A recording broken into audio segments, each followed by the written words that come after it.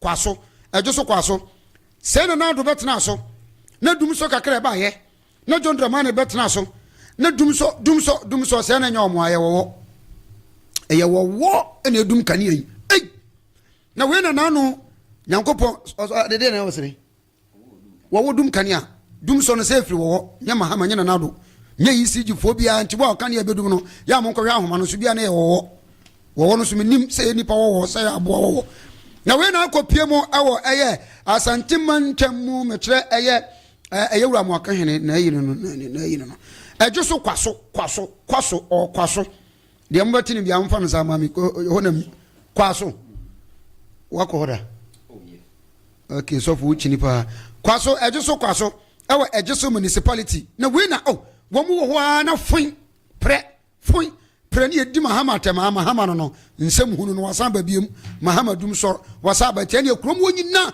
wo bia ne be hwe bia mam dum so ya mahama no anom de aguguma na se na nya mahama ye wo na no enro ya light ye dum fun na saso nyame ncha de we de na nya nadwo ewia keteban na ne wo bi twem obon se ahoma no ekosi so up and down see so se no wo bi to do nko so papa inko pejani tin ko soro a python wo wona otimi mini na ntwe no wo wona otimi mini boss no ya ete ya enipa be 25 obetima mini nyina abom sa wo wona mpache no python ana wo sense wiem otu odonko si so up and down na chese wo keka wo esi no bom wa na ECG for buy ya no msi da bi omunya wa life omunya adwuma ozu wo we pa de omukọ ECG adwuma no ya nkyere omo se omukọ ya na omofa apply ni ayi nkonkwache wo omuntimi ana mo frɛ wildlife for so ba ye no so frɛ backup wo ba ko pɛ no ho backup ani o ti pimpo na no wo ejo so anya nipa na ewuo ni obi no mkoku no ye wo ba ko pɛ no ndom no nti ani zoo for wildlife for begum san so na yi na dumo for so ba ani ayi fire service crowd for so ba kyese wo mo ye ya no mo frɛ nti tani bia ono na wadi wo waduro ayin wo frɛ papa no wo no ani wo ni timi to so no doje ntino ade ba kun se onu to so odoje a wonu hwene di wo se wo doje onu nipa no onye wo no wo doje so wo doje won na ja wo grab wo ne mene woni ni kikiri form gura wo ni a kire no ti ye chi wo no baby o mo de ko mi se zu no mo de no ko enye san so a wo no wanya dum kane ade na mi busa se wo dum kane eno so aban se aban timenchi no ono ya bo a eti no wo no samre de o mo de ko zu abusu de twatwo kra enye asemde we de nya asemde ni nyina no se na no wukuada abrante baako ya ni din no kra Antobia community na abrante no wo na ne wofa ye friend Sedu na abrante no ni din no ye friend Paul, yes, Mr. Paul Jabin na ebra asem si ye no ye ko hobi ye de ba bibia ye reporters egu ono mam wabra abrante no efri mo ni nyina ne se accident ene si ye sa moto yi wo be wadwe se wuti moto so wutwi wo de wo na wo kwan so wo be wan so obi de ne kwanhia aba be hia ya eniti se wo ko police training MTT dia ye be kire say if you are driving the oba no so de ma no se wutwi car ana se wutwi moto a nipa na oba no twi ono so de ma no eto wo hwe na se nipa no watie si wule enu mu a boko brebra ma ne mba outer lane no tisim ne ma no nya de obeye ne mo ye wadwe se me de na mle mu a wawie ye beba wei anasi ewo kura anase mpo dwaboso ekrom ni nyina no se abrante e fa no pojabin wa fa no moto ene kru wo ko ni program ene ade na mrantie bia o mususu ye nipa be ye nan ene timoto so galamse four boys wo mu di hwi obi dim de ye minim se wonim ready bi na ne no ma toto se de be yo hwi abrante sharp kef wo mu fre kro bi antobia kro, yes ene de nyame eye kro mienu ya ba ko fri de nyame na ba ko susu fri antobia kro no ya mo ba sharp kef wo mu hia kananana na no kwada ebe piem ya wodai ya enya asam ketwa enti papa bi e fre no abedna gu Sedu ya wo wo abobo ya asam ni si no obi enu na ntempa wo so wo mu nyina gu abobo ya num ana odo mo ko ayarsabia sabia wo de nyame hono na wei ana kikiri abrante na wono nko ana onam no a wo de crash nipa nan no wono efiri mo na eye Katakyie FM reporter ene eye abrante no wofa edi nkomo mo kire se eye no nwanwa na fe no won se yampa owuo eba etoda ya na enkra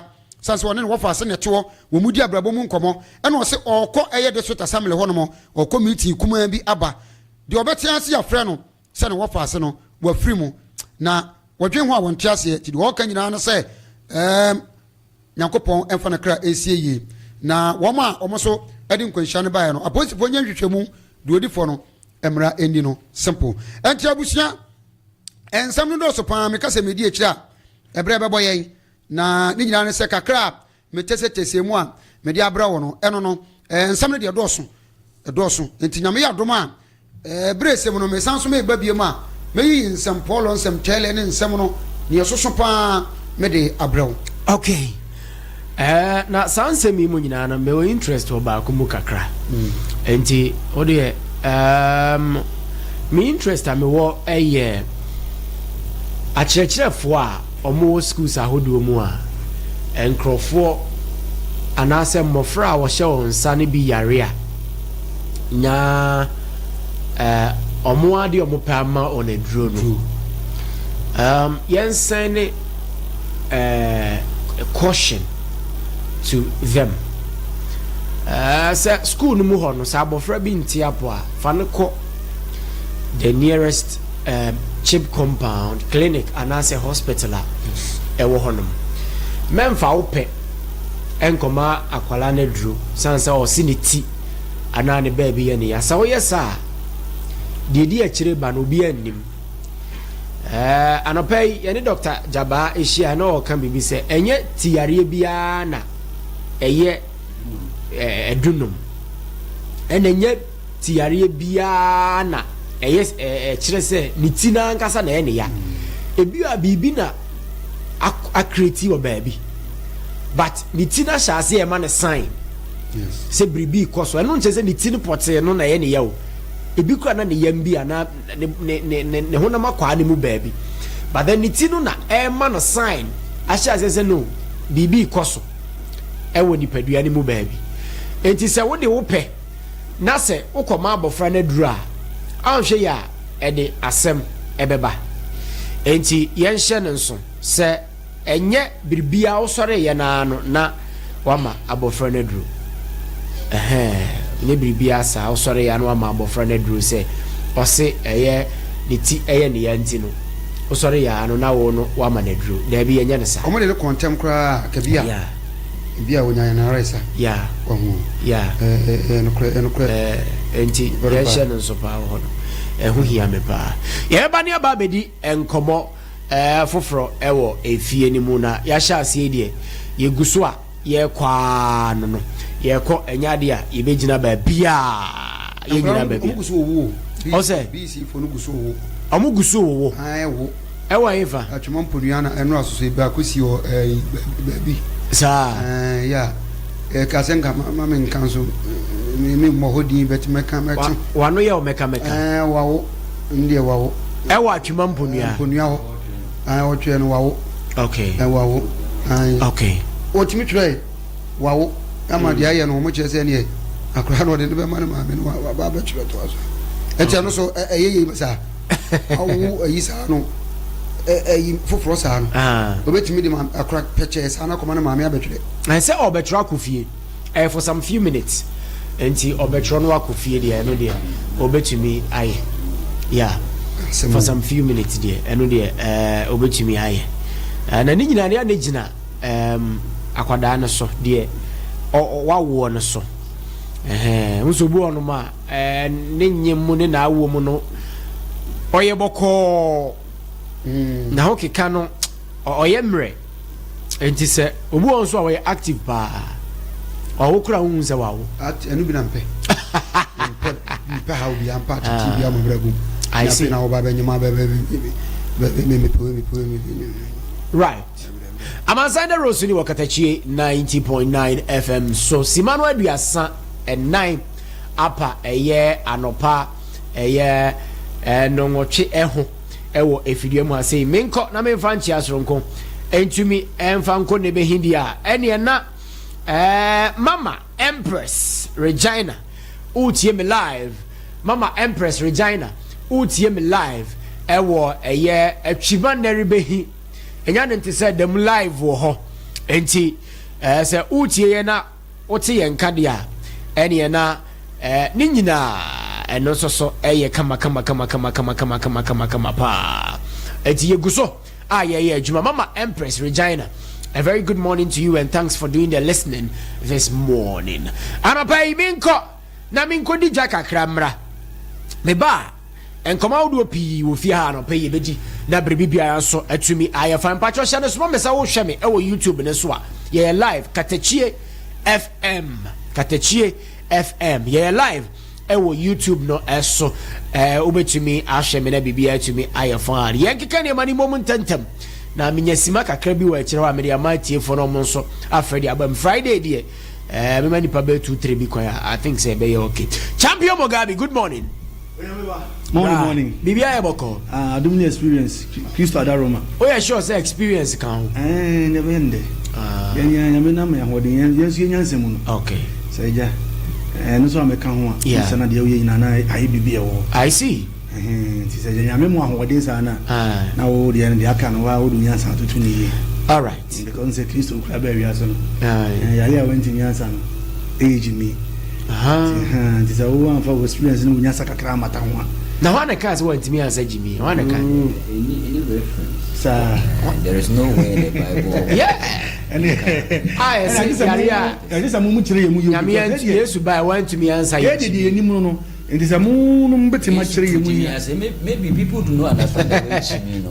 Oh yeah, they. Oh to Jimmy as. Oh yes. And he said Yesu Kristo.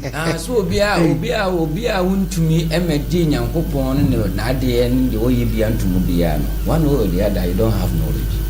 Okay. So he brought that knowledge for people to also know. You see obi anyimi. What's why there? You see obi anyimi. So what's again the sound watch. You can we to na say your boy was sayare. Eso still go for yare. Obaso what say Jimmy ya dia ye. Was sayare so go for that so yare.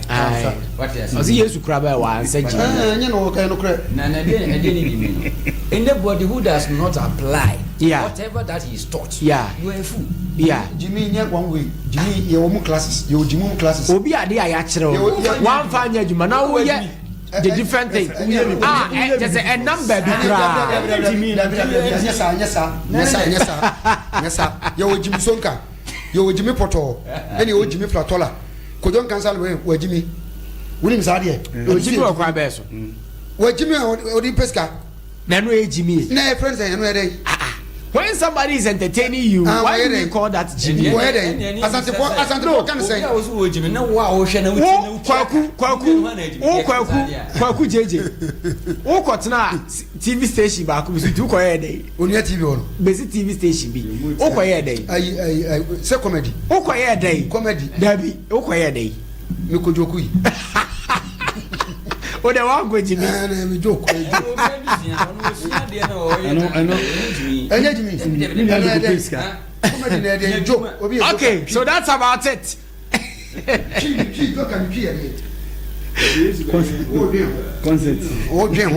Okay, so we will come back to have this discussion. Mugabe to ade ma me why na o de say music asem here me. Me da say yes am Katakyie 90.9 fo nyina kwaba. Ebraso so se kodwa man so ne kore nema papa se de be ye pie nso a yenso ye betumi atobi na aboye. Me ba chawo oye obi na ope baby abodwuma wo de ra me hyew. Emfo wani nkyere baby ya me ba chawo wadaroma. Bomodin a na fa wani kyerem e wo Katakyie 90.9 FM said ebeja so ne man wadwa tonde ebetumi akoye pa ede ama enu timi srawo bomodin a na bla Katakyie 90.9 FM ne yamwo na so for wadwa tonde ne nyina bra ebe bon de rodi ama pa na wo so woni ama no etumi akoye papa entimi srawo yan frem panimfo e wo 0543 374617 0543 374617 ba jo se de be ya wonso no oniema na oton no ebetumi akoye pa me pa chawo me de wo kwa Aferi Community Hospital me pa chawo ye no saa strike nsensem na ekoso ni nyina na mepacho ye yenka ho bi enu ntimi srawo pa bomodia bra aferi community hospital ne momodia na yenhwew said e be ya wo so no o ya re no nyina ebetumi atu ase edi amount enu ntimi mepacho bomodia bra aferi community hospital ye adwuma efiri adwoda akopim kwasiada 24/7 the morning nyina mepacho ye adwuma pa mepacho ntu uyo bi a oko antenatal clinic mepacho ubetumi aba uyo bi na se oni hawa mepacho ubetumi aba uyo bi a opa wo se bia honam no so wanso bi na begu honamani na se wo de chinia na enkwa mesre bomodi a ebra mu aferi community hospital mepacho corporate service mepacho say insurance and in the keka wo nyina mepacho nyina ye je ewo aferi community hospital enu ti mepacho bomodi abra yare bia atena wo so ache na ye krankro na etieti wo na ehawo no mesre wo de ya aferi community hospital mepacho general OPD so mepacho enu so ye bi ewo honom enu ti mepacho ubetumi aba na yetumi abo mepacho yewo aferi ene enkra farms na edi enimhwe obetimi aferi mpanimfo ewo 0240 176502 0240 176502 mepacho bomodia na free na wonso waya resano mepacho yintumi muaw na opomuden enkoye ma papa mesra mese strike na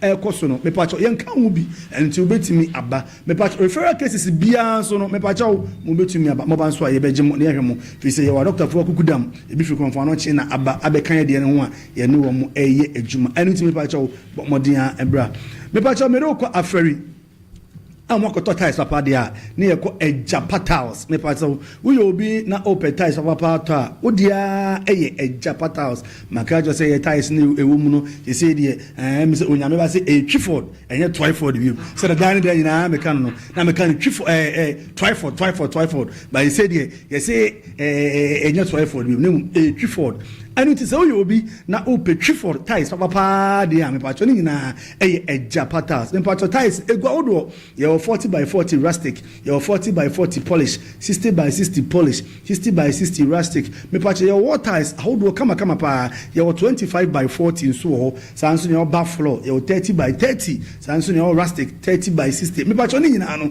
your urihwe bia no obetimi aba amaya mobi na tim da kwedu dwuma e wo fi na ofi ho aye kama sansuna Japa Plaza SM kan kyerɛw sɛ woyɛ obi na opɛ Italian doors papa ɛde tintimu fie ama fie hɔ ayɛ kama pa de a ne nyinaa ɛyɛ Japa Plaza ɛno nti mesrɛw bɔmmɔden abɛtɔ Italian doors papa ne bi ɛwɔ Japa Plaza ɛnyɛ no nko yɛwɔ shower sets yɛwɔ tap yɛwɔ sinks yɛwɔ mirror na basin wom na wogyina ne mu wotwetwe osi apɔsen wobɛhu sɛ wohwehwɛ na wohwɛ w'anim na ayɛ kama paa mesrɛw bɔmmɔden abla ne nyinaa ebi ɛwɔ yasoyɛyɛ bra ne yɛmu a yɛwɔ doors yɛwɔ keys yɛwɔ handles your chemicals ahodo bia bi the breezes no da bia meka the breeze water process bi wona wotena so a wonse wochema wonse na ntene papa na emom na de the breeze no base one wotena so a wonse wotena so na jiagum na bibia akoyi kama pa edi ama entini senti no ye frem panimfo e wo 0552953440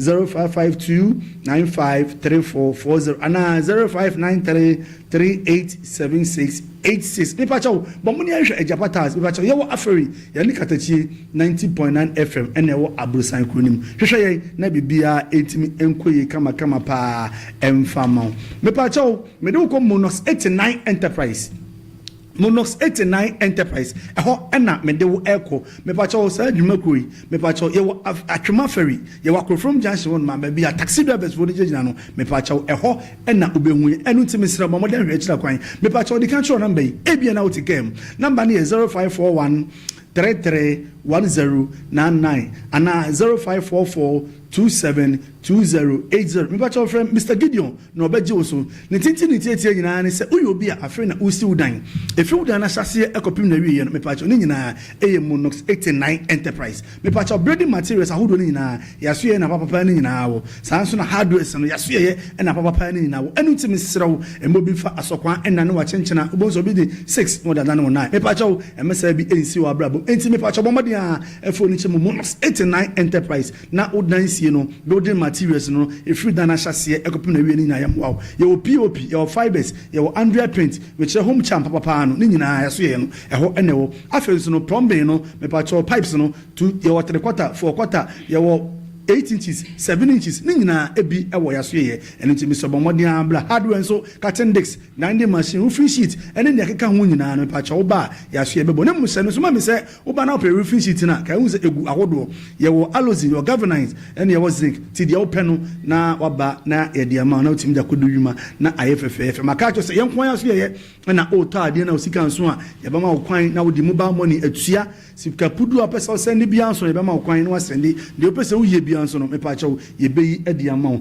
enti bomodia brem e wo Monox 89 enterprise na ye mo number na ye 0554 na ye mo na ni nyina entimi enkoye mo me pa cha ade ache wala tu wala safo no taxi drivers truck drivers me pa mo cha ye kwa kodidi yekodidi enfa na yekodidi yekodidi wo obipa JK Pap and restaurant me patcho aduane ben na pese wodie se yefufuo emutuo banku abetie ene ne keka hu nyina na patcho ni nyina yaso ye oba ebomo aduane papa di me patcho Buffalo Car and Continental dishes ni nyina nso no me patcho yewo ebi enso ewo honoma ye bebo amaduane dim akwezo ama me patcho wo minibar ba bia udidi abonse air condition fa ho ba bi nso a udidi abonse na wo car no ye se twa ho kama pa ama no nyina ye obiba JK Pap and rest up we patch oh Bamodia never orders ni nyina breye say we engagement we birthday party o the orders ni nyina ba me patch ye bebo anti dan ene ne man bebo na omo atumi aye edi amount me patch ye 1% ya o kwa wonsa bonku ba wonsa nifa atwema ponu asem na make me patch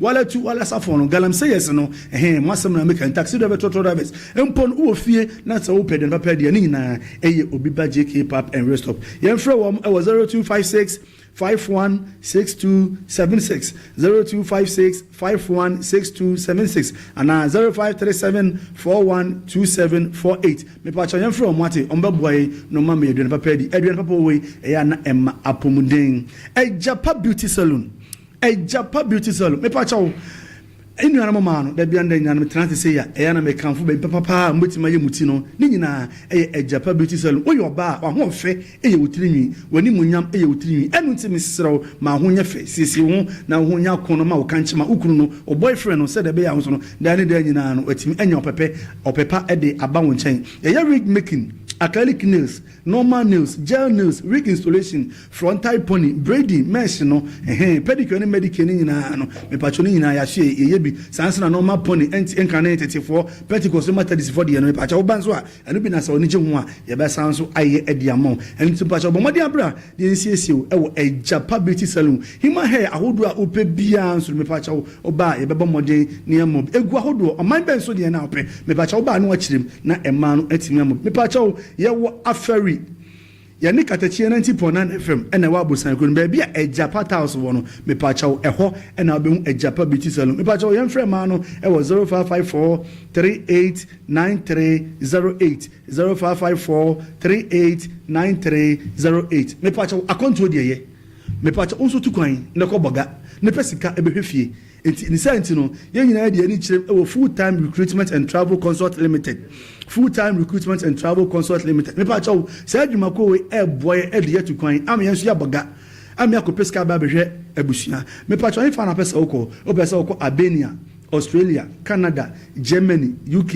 Luxembourg, Holland, Iceland, Japan, China, New Zealand, Dubai, and then the Keka nyina na me pa chawo ni nyina e full-time recruitment and travel consult for e de ye ko omuso mu de yetu kwan am yakoboga am yakopesika aba behwe Efie enu ti misre bomodin a ni hu a e your passport so your passport nkwan de a ene na o se ye me pa chawo what we di enu ti misre bomodin a hwehwe mo kira kwan me pa chawo ye wo so for life ya ni complex maybe a complex one Range Angles Academy almost premises one ma me pa chawo eho e na obehu ye me pa chawo bibia ni a obetimi afre Ohini Solomon ewo 0536 786913 0536 786913 and 0549 563403 me pa chawo yentu kwan yenko boga ni mpeska mehwe busu na konto de eye onyameba na say yetu kwan akopeska aba behwe busu de na nyina eye full time recruitment and travel consult omada Roma enti yetu kwan na yenso yakwa akopeska ti ha na me de me ko odwaman so no enema kakra e wo ho na me de abesom Katakyie 90.9 FM etiefo no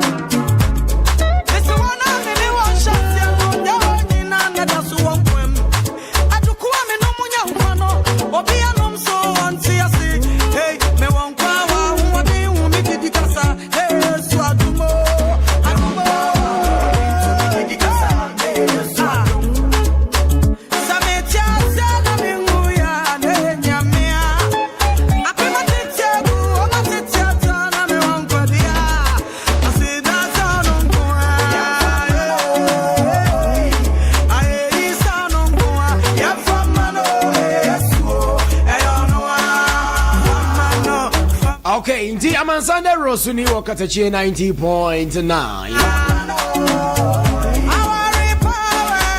Anapa egusu ayedi nkomo ofiase. Yeda Mugabe ase so de na ko. Afi yakodi nkomo so ewo Jaman so. Ya hwe ne ma wodo bia e kwa anapa menya wo ofia. Emi ankasa minua. Honorable Watch Peter. Yedi nkomo kakra bi na afi yenhwe ne ma ba ku mienu bi. Sima be dunum ye we ni mu na yenhwe ade. Efiri wa ebedi nkomo nkaye pi so e ofia sei na still na no mementi ase se odende ene reverend omo sebe omo achinye omo gin besa ba ho na fe yaka ehun so asem kakra no pe e wo ho no bibia be fine na no pe ye from Nyameba Eric Oduro Jnr na ye Friday ti ene Friday ne dia na che se ye betimi nso adi nkomo bia bi na bibia atumi aye fine pacho wo tie mi a ye live wo YouTube entino na wa hye no so atumi adi amabia na pe nkomo bebre Efie na krata every electoral commission so ye nso aba se omo ye the temporal staff aye fa wo se omo meye adwuma ntumi emfa emwa electoral commission ewo aba yeto ye ni mu no afei ena clearance atumi aba se yentua omuka enti isi e de krata aba na okoye adwuma no dadaada na beche sedia afei ni komo kakra yenhwe BC ho sensem so the air coso NCA shuts down 62 radio stations. President reverse. Yamon komo nyina to fa anapay minua Buachi Peter. We minua pa na me sheda na man kan kire no mama na enya line no se me wa ha. But anapay wa ba die. Minua mo achi. Yanua minua. Bibia ya boko. Nyameda Daruma e ho ye pa na ho so Nyamia Daruma. Yesu ye ho ye pa. Da gwa diase adumniti. Anapay a wa betwa me ofia ha die. Say ne bibia ba ye fine. Bibia ye fine dada. Say abam papa ba. Okay. Bibia ye fine. All right. General take on the BC so far onam and then e koso hu ne sen then eko. Yo minia na wase na dedi kan no yan champion for kakra Daruma. Okay. Aja yana na otiko so. Yeah. E bun je ya peje mu kakra. Yeah. Ya chia no. Yeah. Afezu yenua ene yade nyina. Okay. Chairman Abu Sadiq. Okay. Ya chairman wo constituency a. Okay. On ya chairman pa. Okay. Afi chairman na kwasi. Slow but sure. Okay. Very effective chairman. On ya chairman pa. Afi bisa chairman ma betu mu ha nyina. Yeah. Ya so obia ho ye. Obia ho ye. Wa ba yisu de bibia be fa. Yeah, fine. Yeah, fine pa. Okay. Eti miya o se bisa ya. Ne kwasem ni BC de. De bia me cha dia ma che ade be se mfinhia edunso.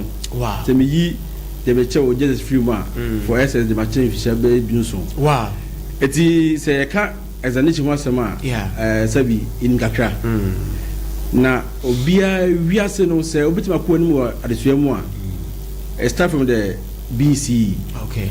Anonti ye de ni kakra de akiri huni ye se de koso ne kama pa nemu ne kakra bi na to sina empene force tu ho na mo se be hwe de be boa na ma de bia se ye ko nso hwe ko ye so hwe a ne wo se de be chi no e productive se akra nsu ade ne be na onya se 8 is and say 9 ones a mi ja ojidi se faso be ni free so ja hwe free so. Okay. Ne mu sa akra na wie na bibia kona kwem pepepe na se onya 9 ones a oji hu se o akra oye good. Yeah.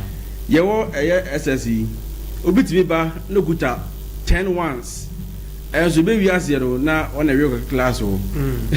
So obitimi ba na guta be se 18 grade 18 so be wi ase go the first. Okay. Ni nyina ko gina examination more practice. I see. Enti ade a ha o man no o man bia so nyina so ne nkan ko nyina ye adesua.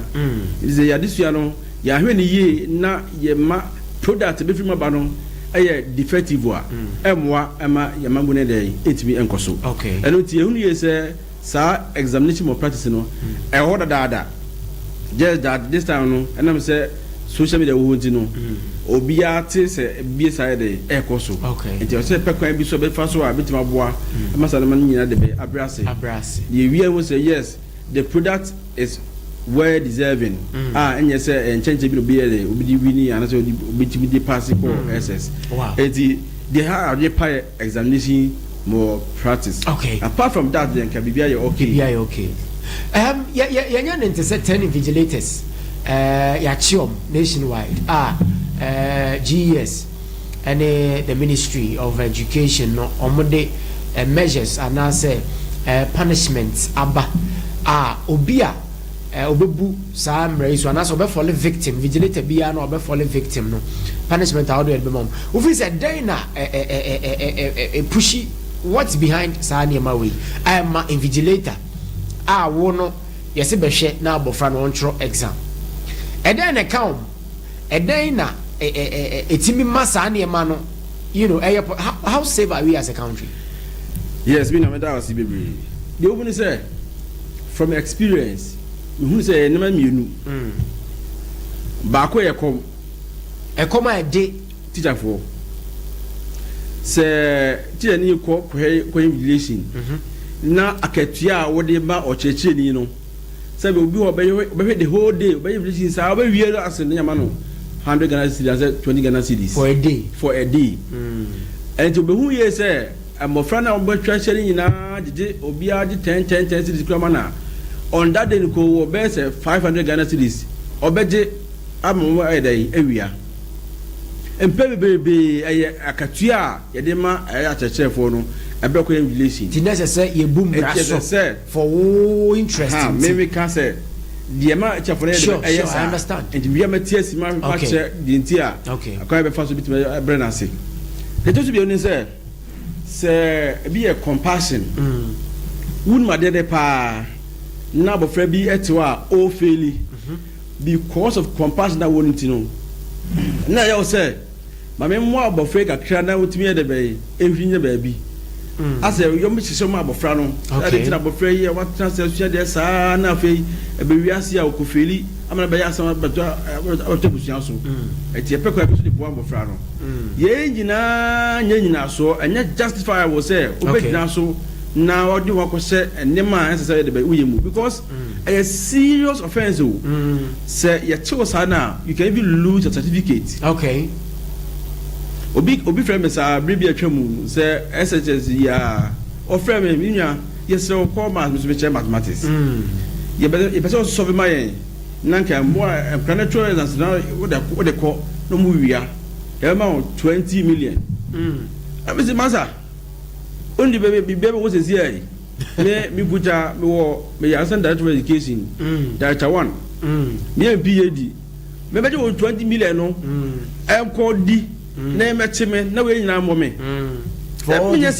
for these years enu ti no say metu atete for ne for say ewiase de sika wo na ye dey ene ye die ana ye say behwe mo fra so na de ya chew fi dada ni nyina no amokakan no omo ntwo kratas no de ne ma ke wo mo na fa ye hwe de otimi de be ekọ nanim ewiase no esatanye pe enu te de ya bi be ya de e bi nya de empo ochecheni o shade na we nso wie na wanya no makavu a chese wanya ade okay no makavu ni chese se wanya gofo bi a mu twa pa obi oda vivi kra bi so da se kra okay sana so bi bia de be esitie elenti no a chechefo na won de wo ho hye eye examination more practice mu no ni nyina gina sika on be dia free awofo na ni kra mo fra na de be enchen ana fesu akatua de ma wo no ene so to be ko mu wi a etimi di be 1 year that's kana de be mi o cheche ni akohe mo fra so ko de no ade na obeye enti we obasan pedefo de na magu akwan mu no mo hwe hu ye se sika e di chamo e chefo de ka no e sika bi a esombo a o so ma bebia ti be de be ensa wadwen me nyama mi so asen bi o we de enkomo ne ye di yeah usu se de ti na obi o Bank of Ghana what is cap bebre sene mampanya nkasa mu Bank of Ghana new okay o je cheka pa one chene ka bewia e je so man zika humba de be so na banko yes na what be de be akona nim I see e ti we akopa sa na se atachefo no ye twom ka yie na se ono hu se kwami da o to fa so anya sa sika na obepe okay ade de won kope ni nyina ko wi se akatua de ma atachefo abdo ye hwe omoye hwenkwa no so no isa eta ban de be entum ema wo mu okay right Amansan Dawuro so ne egusu ayedi enkomo no openi en netwe nkomo yi ye frɛ no Owura Peter Boache wo ye openi bia eba mranim efa adekyere ho a se enkwada yentete nkwada yenkyere nkwada dia wo ye peni bia wa beni mu yie pa se de o kan wo experience wo form wo politics mu nso so onye nipa atoa kra wa beni mu yie pa wo ehonomo na eguso na twetwe nkomo sima kakra wo ye anime right yentim firi ho na ve yemra yenya nente se NC epusu omo ho kakra enra da ye shate radio stations about 62 yeah na anche ena communicate sound by se omampani edikrata akofra ba se ontwe NC entwe sa hyehye no ensensen na onye nkita hodie bi ansa ofi se eden na betumi asi amasa na me yaba is it said the NC no wanye consultation ena obeye ana so se efa bi so the president no or can NC na hye e wo no dwuma de se oye ho isa no se NC no de mra ena de ye adwuma ba se a superior authority eba na be ka se no mo twensensen na ebia munye we ya it is NC no nim na adwuma and as I say, because these are some of the controversies, these are some of the issues people are talking about. We are you know, nipanki town communication and all of that, no. If you say ye di jinahi, ye mfane say na ye.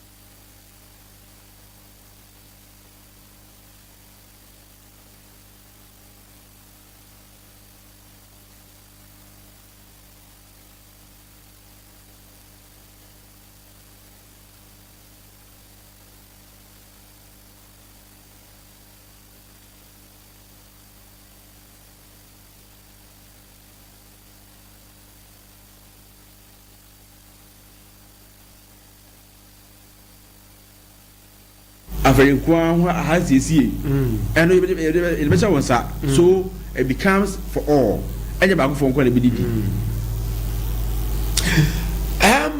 as part of the risk setting going forward sa na mo abaya too in collaboration and as in collaboration with the youth employment agency no.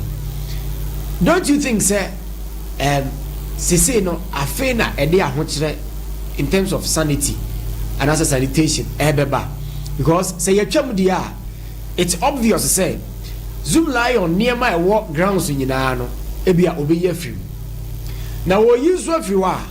How are we dealing with these sanitation issues going forward? How are we dealing with them? Nyameba be regulated crana baby or the Akandia Cocran and da say now I see a bear idea. Don't you feel comfortable say oh